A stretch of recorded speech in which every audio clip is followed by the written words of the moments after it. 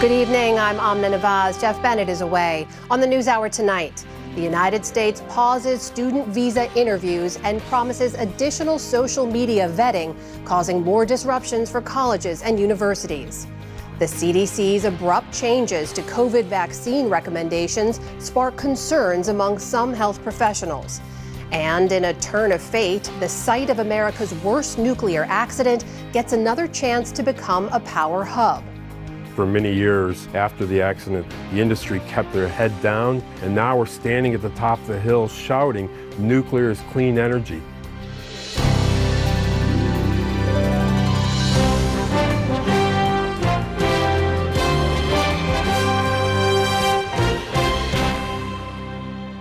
Major funding for the PBS NewsHour has been provided by... In 1995, two friends set out to make wireless coverage accessible to all. With no long-term contracts, nationwide coverage, and 100% U.S.-based customer support. Consumer Cellular. Freedom calls.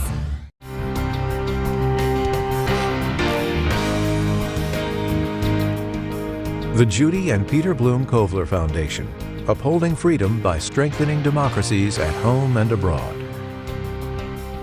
The Walton Family Foundation, working for solutions to protect water during climate change so people and nature can thrive together. Supported by the John D. and Catherine T. MacArthur Foundation, committed to building a more just, verdant, and peaceful world. More information at macfound.org. And with the ongoing support of these institutions.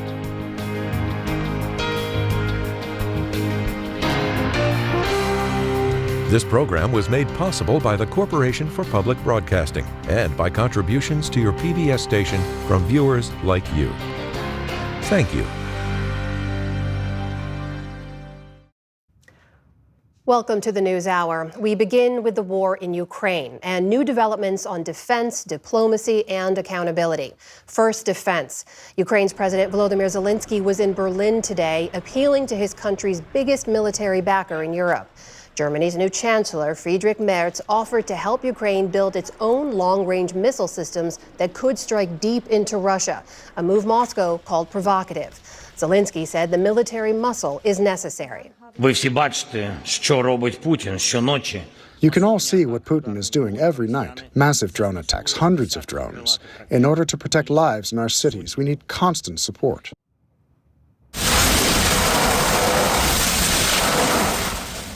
Ukraine said that Russia's latest strikes on the city of Kharkiv overnight killed one person and injured 7 others, including a child.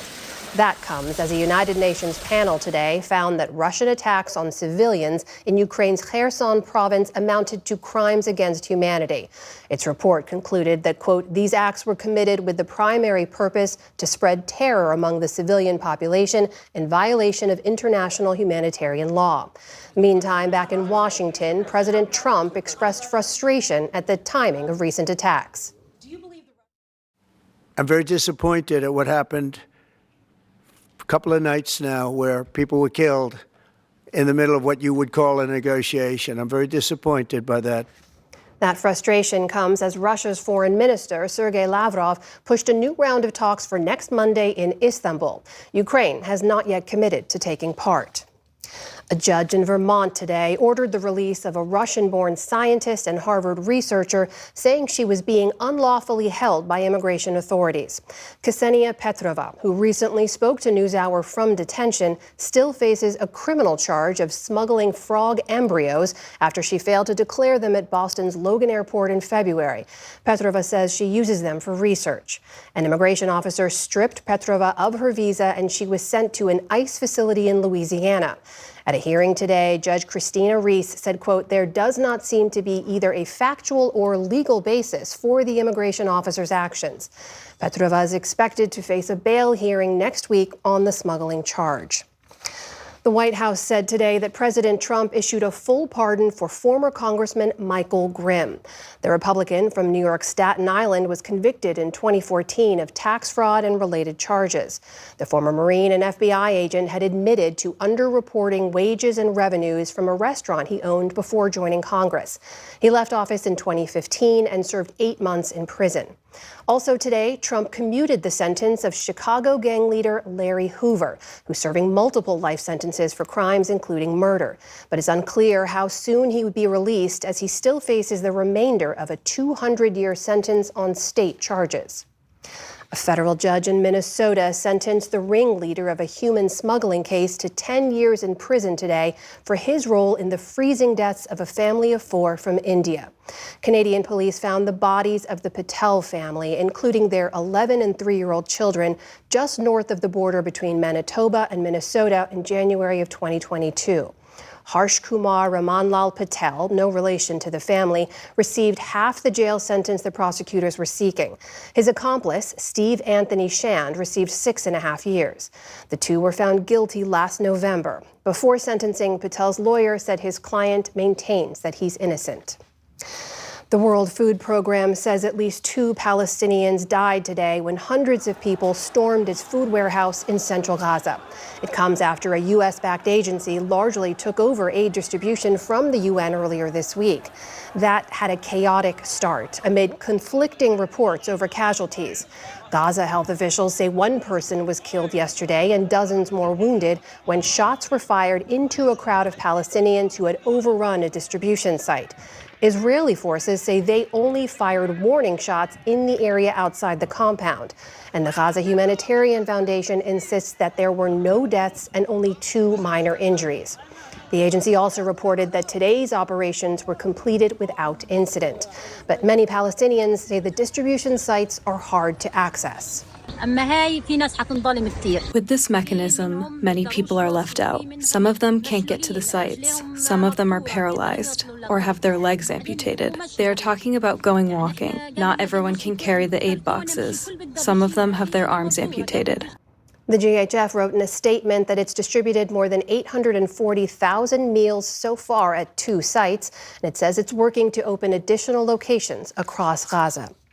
Separately, Israel's prime minister today confirmed the death of the man believed to be the leader of Hamas's armed wing in Gaza. Benjamin Netanyahu said Mohammed Sinwar was killed in an airstrike earlier this month. Hamas has not confirmed his death.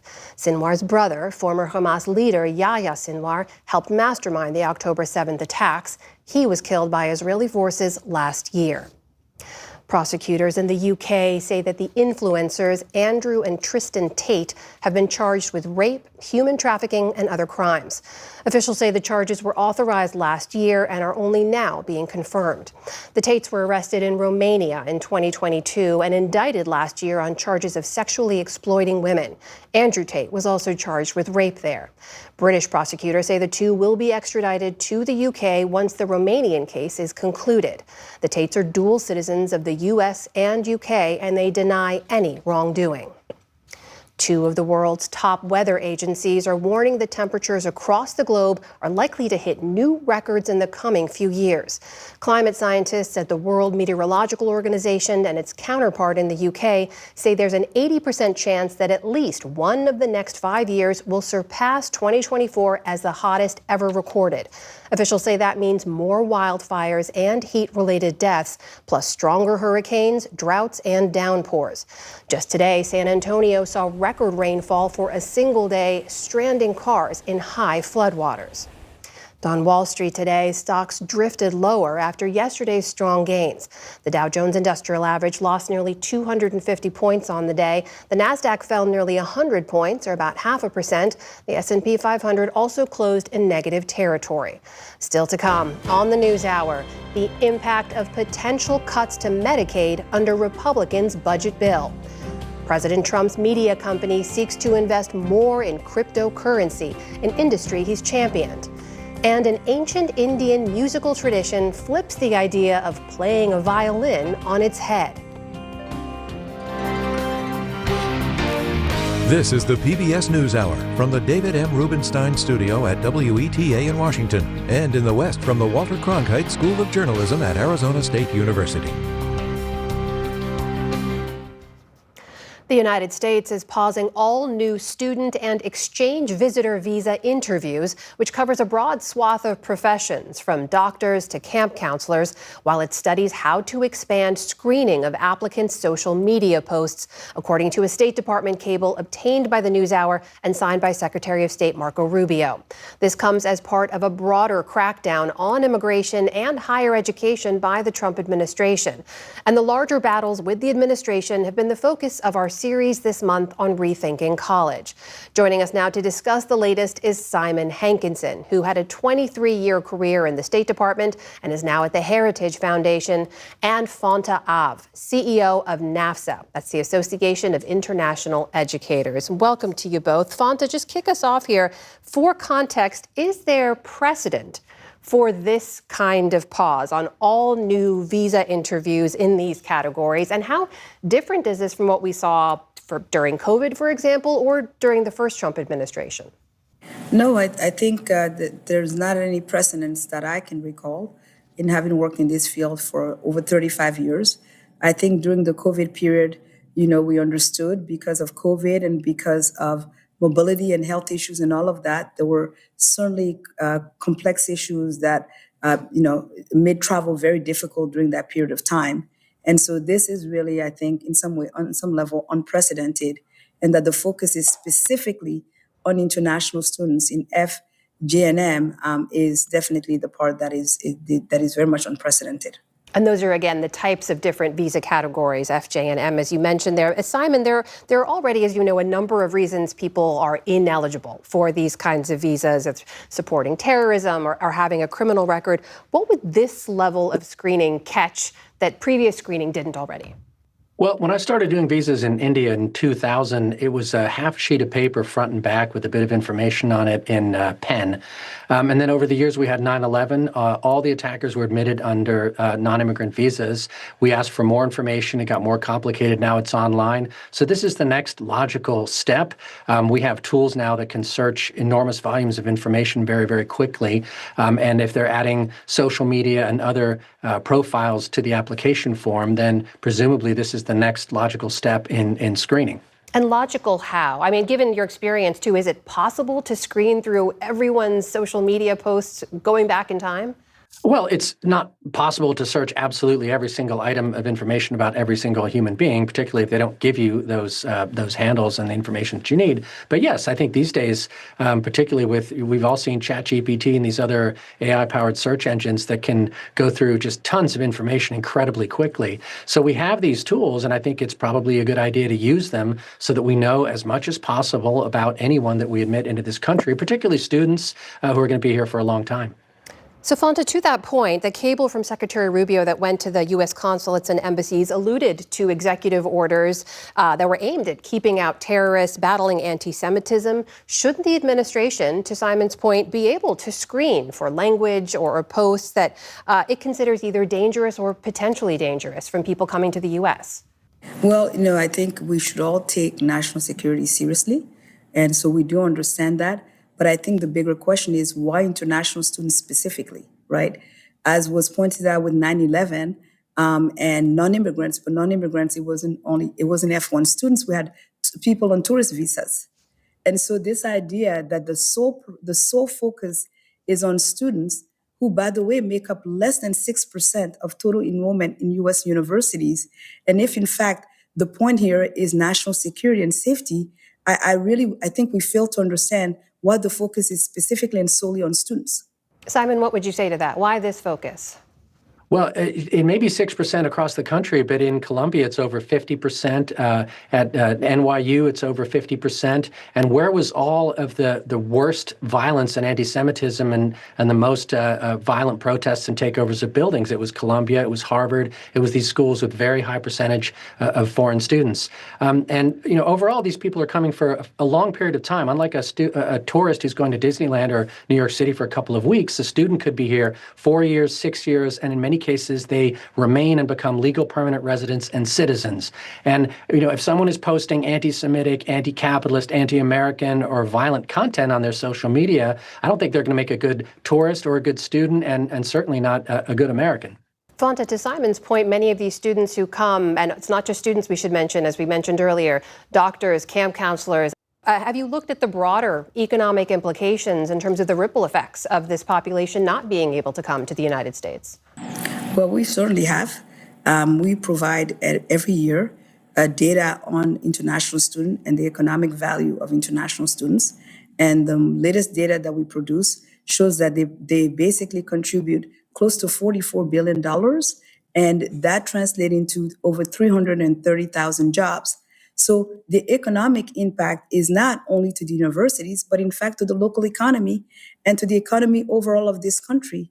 And the other piece that I did want to also address is this idea that, yes, students are here for a longer period of time, but non-immigrant students are the most tracked of any other category of non-immigrants. The Student Exchange Visitor Information System was created to track international students. So the government knows where they're studying. The government knows every semester, every quarter, universities are required to update the system indicating that they're bona fide students. They have their addresses and all of those information. No other non-immigrant has a tracking system the way international students do. So in addition to the economic contributions that we've talked about to the economy and to the institution, we also have the fact that these are the most tracked of any non-immigrants. Simon, what's your response to that? The idea that these are already people who are tracked within the system, who have to register wherever they go, and also is that economic cost that Fonta mentioned there, is that worth it?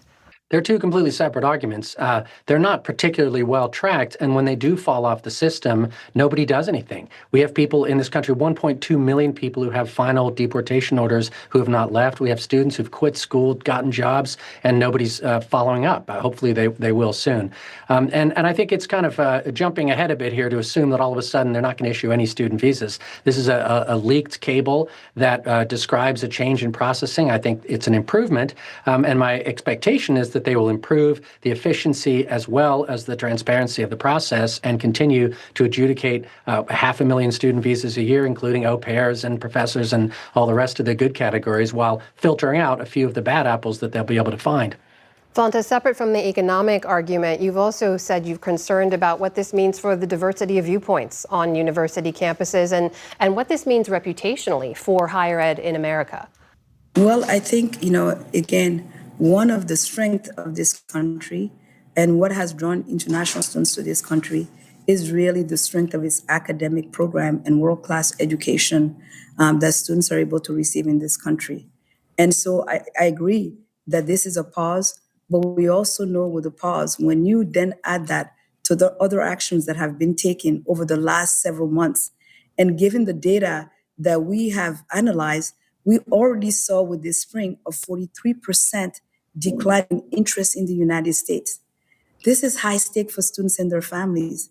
And so they will seek other destinations as a result of that. And so we do have to take into account, yes, it is a pause, but I think along with the pause is what's the message that's being sent?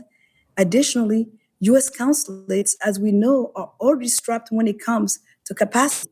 We see in several countries the wait time for visas are long in some countries where there's been an increase in students. So we really hope that the pause will be lifted and that it will be streamlined, but also we know that from precedents, the embassies are already strapped when it comes to their ability to issue visas on time. Simon, I'll give you the last word here. Does this send a chilling message? Does the U.S. stand to lose international talent? Now, I've heard that panic button pushed for 25 years. And look, the message should be, come to America, we want you, and study. Don't spend your time on the campus wearing a kefi and burning American flags and telling us how to run our foreign policy and how much you hate capitalism. Do your job of being a student, and we welcome you. I think if viewpoint diversity is lacking on the campus of Columbia and Harvard, it's probably not the left-wing viewpoint. Simon Hankinson and Fonta Av, I thank you both for your time. Really appreciate it. Thank you.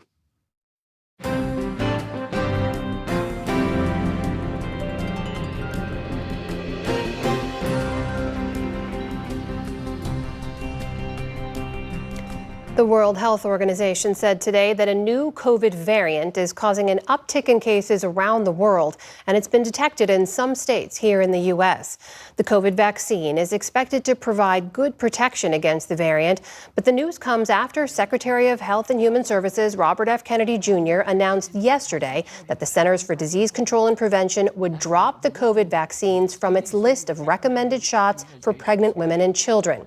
That decision and other recent changes under Kennedy are leading to major worries and unease among medical and public health groups.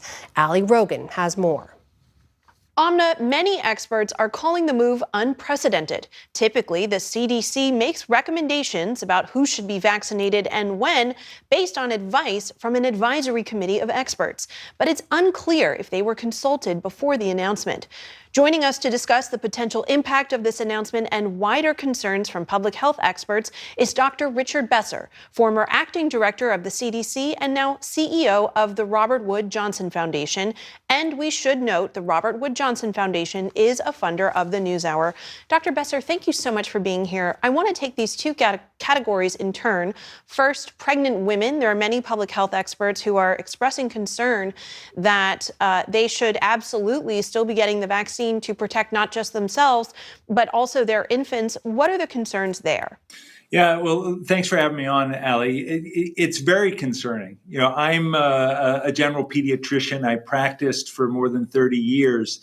And one of the wonderful things about vaccinations in pregnant women is it not only protects them, but it provides protective factors to their babies who often can't get vaccinated against many infectious diseases during that first year of life. And so those factors will not be coming across to the babies of moms who are now going to be denied access to this vaccine. You know, the American College of OBGYN, this is the body of experts who are obstetricians and gynecologists, raise concerns about this recommendation. And a big concern for me is that the announcement didn't provide the thought behind it. It didn't provide the data. And that's what we're losing, is that ability to really understand the decision. Now I want to talk specifically about children over the age of 6 months. FDA Commissioner McCary said there's no evidence healthy kids need it. And there are some countries that have stopped administering it routinely, including Australia, the UK, as well as the World Health Organization. So what are the specific risks among that group? Yeah, you know, thankfully, the impact of COVID has been going down over the years. The talking about deaths in the thousands per week, that's no longer the conversation. But it doesn't mean that COVID isn't still causing problems. And it does cause problems for children. One of the things that I like to see each year is the advisory committee, that expert body you were talking about to the CDC, they wrestle with these questions. They look and see, well, how many children are getting infected? Is the vaccine effective at preventing long COVID that we know so many people are suffering from? What about a child who lives in a family where there's someone who has an immune problem, who's at greater risk? Would vaccinating that child help protect the others in that family? We didn't get to hear any of those conversations because this was the decision that just came down from the secretary, a secretary who told Congress just within the past couple of weeks that we should not take health advice from him, and told Congress during his confirmation hearing that he would not be messing with the childhood vaccination schedule. It's very concerning. Insurance plans have to cover recommended vaccines. So if these vaccines are no longer recommended for these groups, how do you anticipate health insurance companies are going to respond? Yeah, it goes even beyond that. The Affordable Care Act says that if it's a recommended vaccine, it has to be provided at no cost to people with health insurance. But one of the things that's wonderful about our childhood vaccination system in the United States is if there is a recommended vaccination, there's a program called the Vaccines for Children program. And that requires Congress to pay for vaccinations for all children, regardless of whether they have insurance. So a child who is from a lower income family is going to get vaccinated just as easily as someone whose family has more income. Without that recommendation, there will not be those vaccines provided for free for lower income children. So there won't be that choice. A family with money can decide, well, maybe a doctor will give it to my child, what's called off-label, so beyond the recommended vaccination schedule, but you won't have that opportunity for other children. And that's concerning as well, that we are going to have even more of a two-tier system where if you have money, you can get something. If you don't have a choice. And Dr. Besser, lastly, on a slightly different topic, the Washington Post was reporting about an outbreak of E. coli that the FDA investigated but never publicized, reportedly sickened almost 90 people. Commissioner McCary, not referring to this specifically, but he has said that cuts to the agency have been all about reversing regulatory creep. They're not influencing any regulatory operations. But how does that square with what you see as the role of the FDA in communicating these public health risks and advisories? Yeah, I mean, one of the important roles of the Food and Drug Administration is to make sure our food supply is safe. And there's a lot of work that goes on between FDA and CDC on that. I started my career at CDC as a foodborne disease investigator, and my first outbreak was one of this very same strain of deadly E. coli. You want people to know about it. You want people to know so that they can understand where risk comes from and how to protect themselves. By not sharing that information, you miss the opportunity to tell people about safe food practices, what things to avoid and how to make sure you stay safe. And I worry that those massive cuts and layoffs at the FDA and at CDC have undermined this system. One of the groups that's critical are communicators.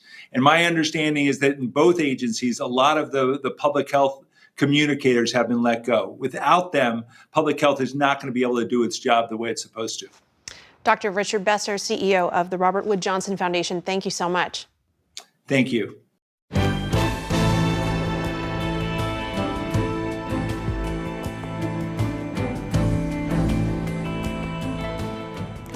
President Trump signed executive orders last week to boost production of nuclear power, an energy source with a complicated history in the U.S.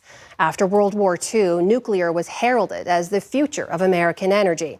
Then the partial meltdown at 3 Mile Island in 1979 marked a turning point and solidified opposition. In the last 2 decades, a dozen reactors in the U.S. have closed and only 3 new ones have come online. But as William Brangham reports, the site of America's worst nuclear accident may now be the site of its rebirth. It's part of our series, Tipping Point.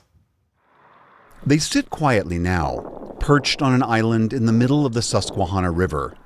4 giant cooling towers, 2 nuclear reactors, and 1 terrifying chapter in American history. Good evening. We're sorry to interrupt your regular programs, but we've been waiting all evening to go to Harrisburg, Pennsylvania. Back in 1979, a combination of mechanical failures and human error caused the radioactive core of one of the site's nuclear reactors to start overheating. For nearly a week, local communities around Harrisburg were on edge, fearing a full meltdown or explosion. While the worst-case scenarios didn't happen, small amounts of radioactive material were released. According to the Nuclear Regulatory Commission, it had negligible effects on health and the environment, but a lasting impact on the nation and the industry. We learned so much from that particular incident. And now we've got 45 plus years of operational excellence that show what we've learned and continue to operate.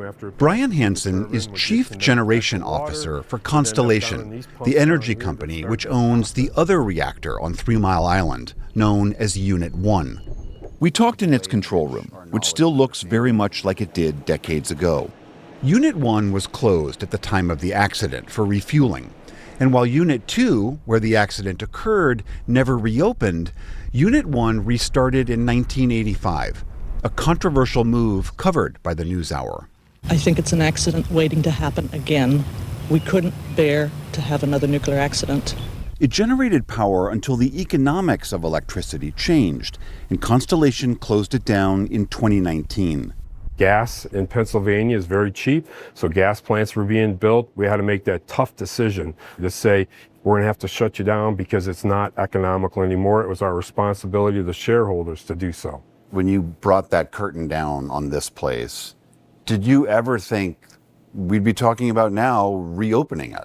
Everybody in that room knew when we turned the switch for the final time, we'd never see a restart again. But in the years since, nuclear's fortunes have started to turn around, including the understanding that, given the realities of climate change, nuclear emits no greenhouse gases, and unlike solar and wind, it can produce energy 24/7. Last September, Constellation announced it would invest over $1.5 billion to restart the Unit 1 reactor.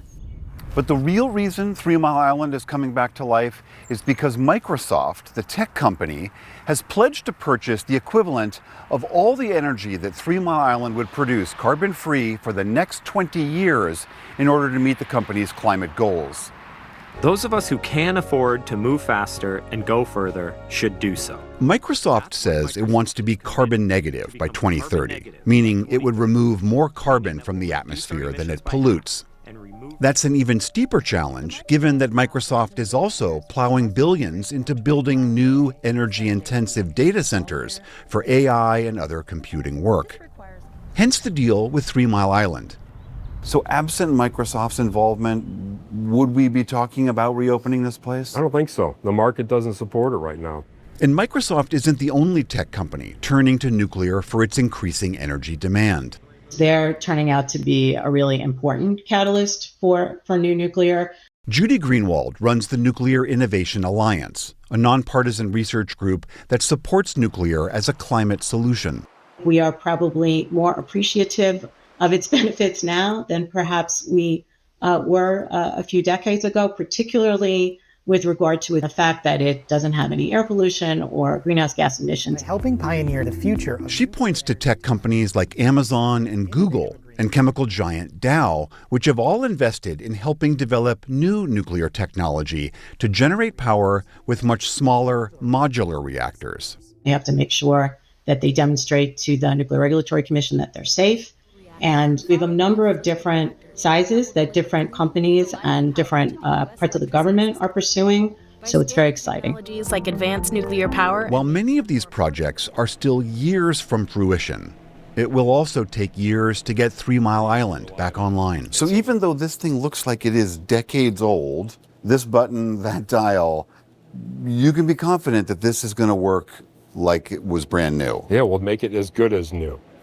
It's not just the control room. Hansen says every element of this old plant is being re-inspected. Constellation is preparing its application to the Nuclear Regulatory Commission to restart operations in mid-2028. So this is the end of the generator. In addition to fixing and replacing parts inside, Constellation is also investing nearly $100 million in new transformers to connect the plant to the electrical grid. If you look at the robustness of the design, you look at the material condition, the craftsmanship, there's nothing that prevents these plants from operating for 100 years. I don't think we should think of this as actually dusting off an old plant. Physicist M.V. Ramana is a professor at the University of British Columbia and the author of the recent book, Nuclear is Not the Solution. He says there's still no permanent solution for what to do with radioactive waste. He argues accidents at 3 Mile Island, at Chernobyl, and at Fukushima prove these plants pose a grave risk, and that spreading the know-how about nuclear energy increases the risk of nuclear weapons spreading. But practically, he says nuclear plants take too long and cost too much to build. Renewables are the cheapest way to generate power today around the world. And they are cheaper by a factor of 3, 4, 5 compared to nuclear power. He argues that batteries and diversifying the types of renewable energy can help deal with the variability of sources like solar and wind. The environmental community is not paying enough attention to the feasibility of using nuclear power. The current estimates of how much it is going to take to restart the plant are underestimates. And this is not new for the nuclear industry. They have always underestimated stuff. He points to the Vogtle plant in Georgia, the first new nuclear power reactors built from scratch in decades. The project went more than $17 billion over budget and was 7 years behind schedule when it first opened in 2023. To some extent, the nuclear industry in the U.S. needs to get its groove back. We kind of lost know-how in building things, but when Vogtle came on, it was the biggest source of clean and firm power in the country. So, success sort of breeds success. 2 other retired nuclear plants are also hoping to restart, but very few others are in good enough shape to come back online.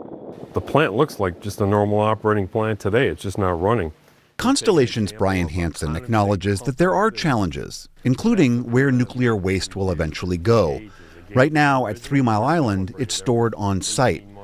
But he's confident that nuclear has a big role to play, even at the site of America's worst nuclear accident.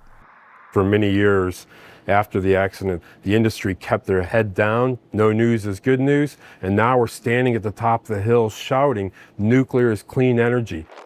But the industry has a lot of ground to make up. In recent years, renewables like solar, wind, and hydro now surpass the amount of electricity generated by nuclear. For the PBS NewsHour, I'm William Brangham on 3 Mile Island in Pennsylvania.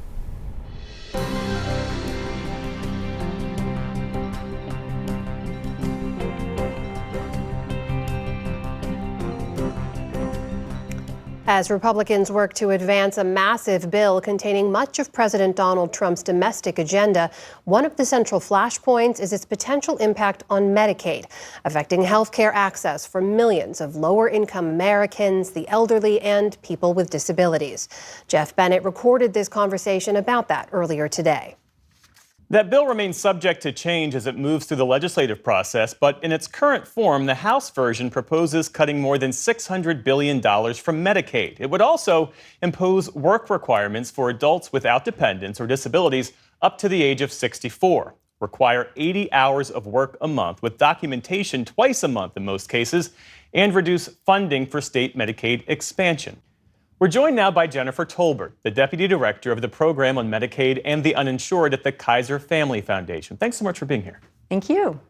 So this bill introduces a work requirement for Medicaid in 2026. What exactly would that look like, given what we know about what happened in states like Arkansas and Georgia when they implemented a work requirement?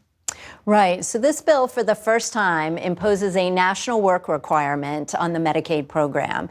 It would require people, certain individuals covered by Medicaid, to work at least 80 hours a month or to engage in community service or work training or to be enrolled in school. Now, there are some exemptions. Parents of dependent children, as well as people who are medically frail, are exempt from these requirements. But nevertheless, these new rules are being added to Medicaid despite the fact that the majority of people who will be subject to the new requirements are in fact already working or are not working for reasons that would likely qualify them for an exemption. Because, for example, they are caring for young children or aging parents, or they're in school, or they have a chronic condition or other health condition that limits their ability to work. And what we know about experience in Arkansas and Georgia, the 2 states that have implemented work requirements at the state level, is that these new rules pose barriers to people enrolling in coverage and lead to coverage loss. And this is losses of coverage among people who are eligible for the requirements, but who have difficulty navigating the reporting requirements and providing the documentation needed to verify that they in fact meet the requirement.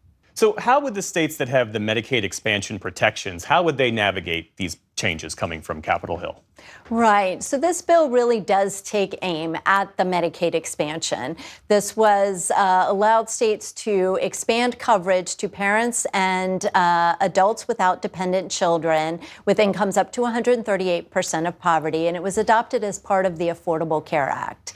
So today, 40 states and D.C. have adopted the Medicaid expansion, and this bill really does try to weaken that expansion coverage in a number of ways.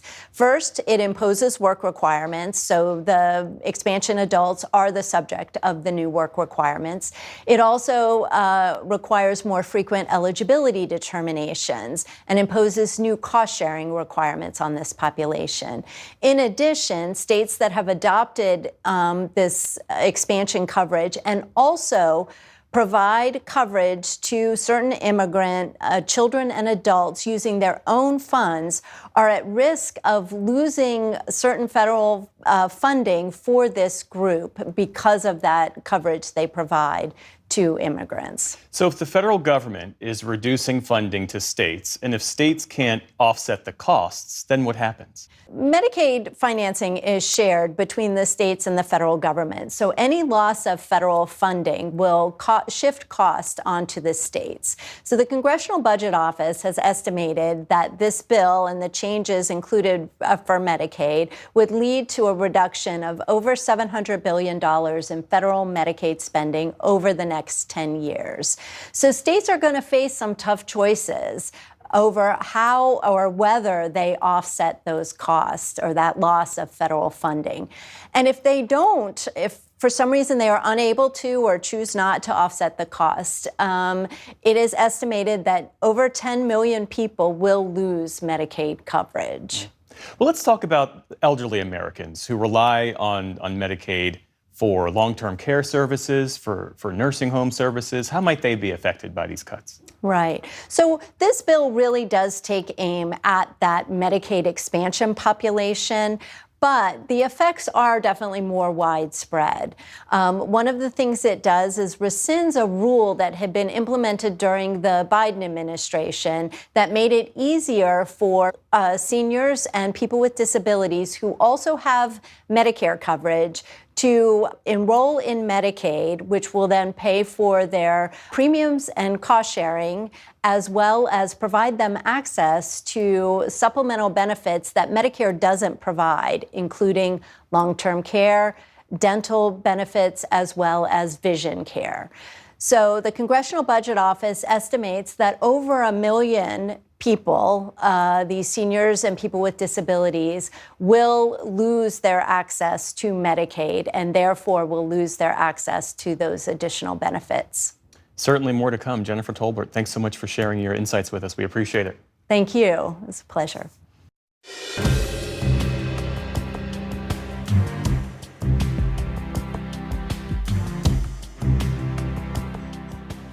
This week, Trump Media and Technology Group, the publicly traded parent company that owns the president's social media platform, Truth Social, announced that it's selling shares and bonds to raise $2.5 billion to create a Bitcoin treasury. It marks the Trump family's latest addition to their cryptocurrency empire, as Trump Media share prices take a hit. A day after announcing plans to buy more Bitcoin, President Trump's sons, Donald Jr. and Eric, both of whom run the family's multiple crypto ventures, spoke at the world's largest Bitcoin conference in Las Vegas. America is going to win the crypto revolution, that much I can tell you right now. We finally have a competent president in the White House. And we have a president who loves this industry and is behind this industry 100%. Our White House correspondent Laura Barone-Lopez joins us now with the latest. Good to see you, Laura. Good to be here. So just remind us what we're talking about when we're talking about cryptocurrency here, and then tell us more about what kinds of related businesses the Trump family has. So cryptocurrency is a digital currency designed to be an alternative payment method or speculative investment. Now, the Trump family has 4 crypto ventures. The latest, the Trump Media Bitcoin investment, which is essentially transforming that company further into a crypto holding company. Then there's the Trump meme coin, which is a type of cryptocurrency normally inspired by internet and popular culture. There's American Bitcoin. That's a Bitcoin mining firm set up by Donald Trump's eldest sons, Eric and Don Jr. And then there's World Liberty Financial, which is the Trump family crypto firm that recently launched a stablecoin. Now, some crypto, like Bitcoin and stablecoin, is meant to compete with the U.S. dollar and is designed to replace traditional money. So when you take a step back and look at this, because the Trump family's investments in this one currency isn't happening in a vacuum, when you look at the larger economic picture, there are some allegations that President Trump's policies are actually weakening another currency, that's the U.S. dollar. What do we know about that? So I spoke to Harvard economist Kenneth Rogoff, and he said that, yes, that the president's policies are weakening the long-term standing of the U.S. dollar. Now, the U.S. dollar was declining already, but Ken Rogoff said that Trump's policies are accelerating that. A lot of his policies are weakening the long-run standing of the dollar. The U.S. is a safe haven, the U.S. where the rule of law stands, the U.S. is an open economy, and above all, the tariff war, which I just don't begin to understand, unnerves not only our trading partners, it unnerves investors. If he's willing to do this, what else is he willing to do? Now, Rogoff said that he doesn't think the dollar's strength will disappear, but tariffs as well as the GOP mega bill that could potentially add to the U.S. debt and deficit could cost the dollar its dominant position. And what's the connection there to the Trump family's growing cryptocurrency empire? I mean, could those ventures actually benefit from a diminished U.S. dollar? The economist from Harvard, Ken Rogoff, says yes, that if Trump is scaring people about the U.S. dollar, then it's good for crypto, and therefore it can be good for his holdings in crypto. Now, we should say that the dollar is far from being replaced by crypto. But I also spoke to Noah Bookbinder, who's an ethics watchdog and former public corruption attorney for the Justice Department, and he agreed with Rogoff's assessment. As other things that were seen as safe investments, like the dollar, potentially become less safe, that could drive more money into cryptocurrency. It could make that seem comparatively stable. And at this point, Donald Trump and his companies are poised to gain tremendously if more money starts being invested in cryptocurrencies. The other big potential impact of this, Amna, according to Harvard economist Ken Rogoff, is that this could very well end in, quote, a giant financial crisis within Trump's term. So as the president and his family are promoting and building their crypto holdings, I know you've been reporting on another potential conflict of interest here. Tell us more about that. So as President Trump is in charge of the potential regulation of cryptocurrency, all as he and his family stand to benefit from this very industry. And his crypto companies may be in a trust, but the president is the financial beneficiary of all of those crypto ventures. And currently, crypto is unregulated. So Noah Bookbinder and other ethics lawyers that I've talked to said that whether and how President Trump and lawmakers in Congress decide to regulate crypto could significantly affect how the industry does, which ultimately could have a huge effect on President Trump and his family's bottom line. And that is a massive conflict of interest, according to Noah Bookbinder, that ultimately does not probably benefit the American public. Another story we know you'll continue to follow. White House correspondent Laura Barone-Lopez. Thank you. Thank you.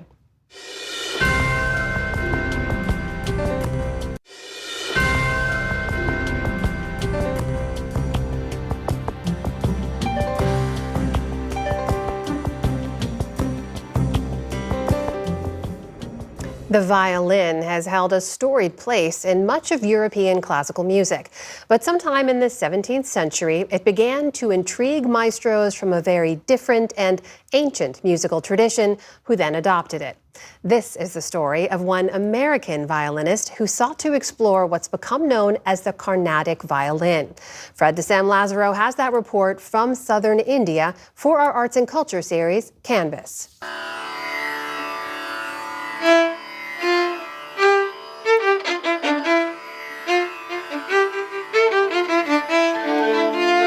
The violinists come from musical traditions as distant as their respective hometowns. Sumanth Manjunath's home is right here in Mysore, a rising star in Carnatic music who has performed across the world.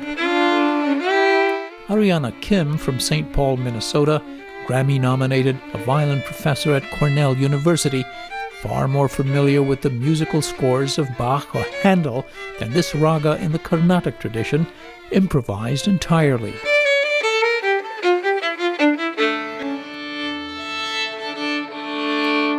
Kim is spending a sabbatical in India, learning a very different adaptation of her instrument, learning that's taken some unlearning, like posture. And one of the hard things is to resist the temptation to do what my Western sort of muscles and ear want to do. Like learning how to use these muscles differently and using this muscle differently.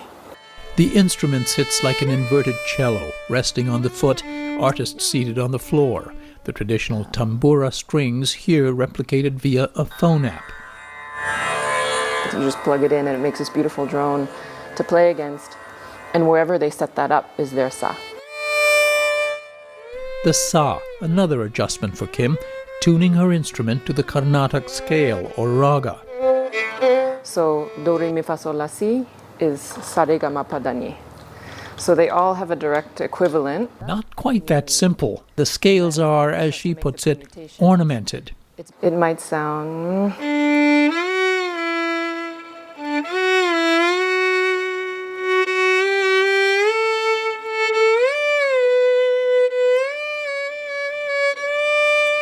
Carnatic music is played mostly in South India, the oldest form of Indian classical music, originally intended as devotional, not necessarily entertainment, and oriented toward the human voice. That likely explains why Carnatic maestros from the 18th and 19th centuries saw the violin as a good fit. It's like sa. Kim's 3 weekly sessions are with both Sumant Manjunath and his father Mysore Manjunath, one of India's most renowned Carnatic violinists, who was away when we visited. Beautiful once again.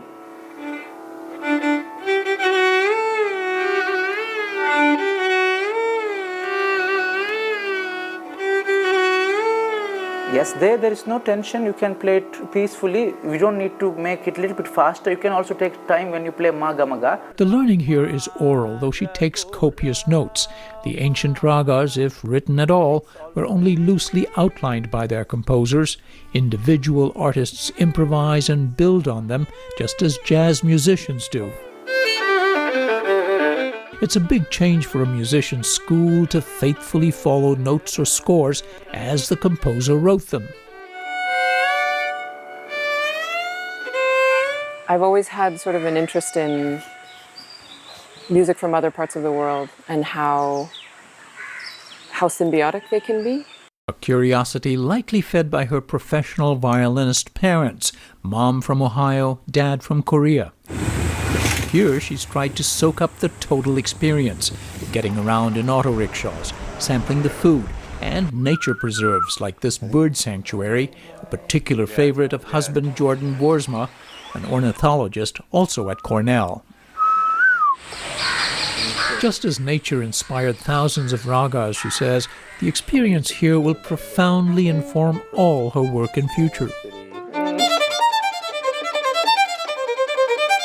It inspires new creativity in the way I think about Bach. And when I play American bluegrass and old-time music, it makes me think differently about how I might improvise a cadenza in Mozart. And likewise, the similarities between Korean music, which I studied on my last sabbatical, and Carnatic music, how the gamakas function, how you sort of unveil a raga, how you sort of welcome the audience in through an alap.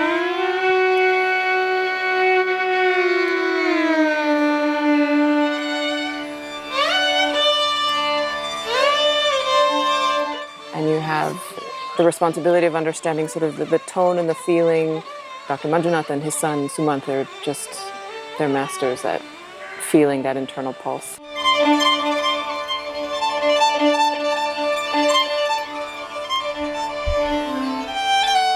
Ariana has been grasping all the minute microtones. Sumant Manjunath was himself complimentary at this recital in the home of a retired Indian diplomat.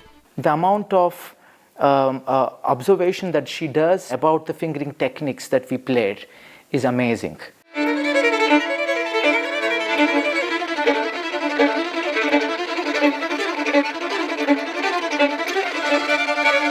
She'll return home soon and hopes to jam occasionally with Carnatic artists in America, helping preserve memories, including those in the muscles she awakened while learning Carnatic violin.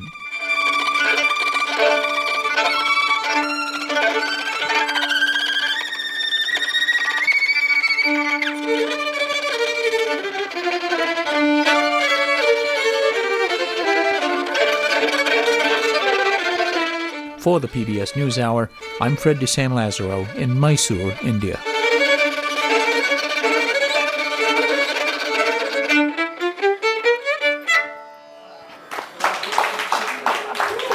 Wow.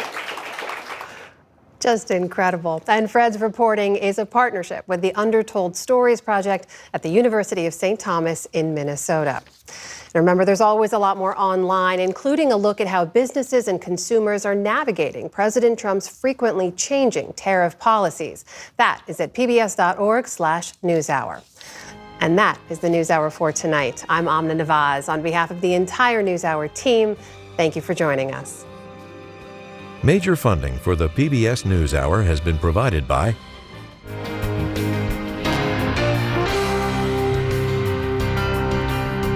friends of the NewsHour, including Jim and Nancy Bildner, and the Robert and Virginia Schiller Foundation. The Ford Foundation, working with visionaries on the front lines of social change worldwide. And with the ongoing support of these individuals and institutions.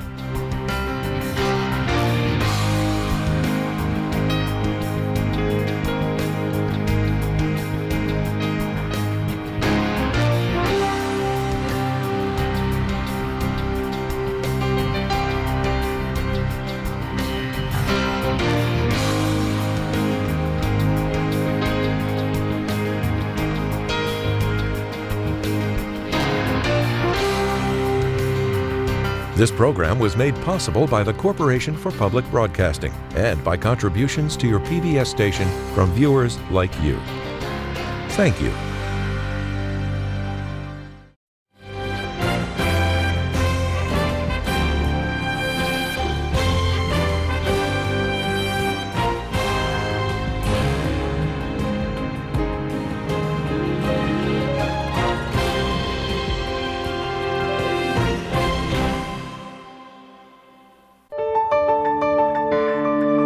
You're watching PBS.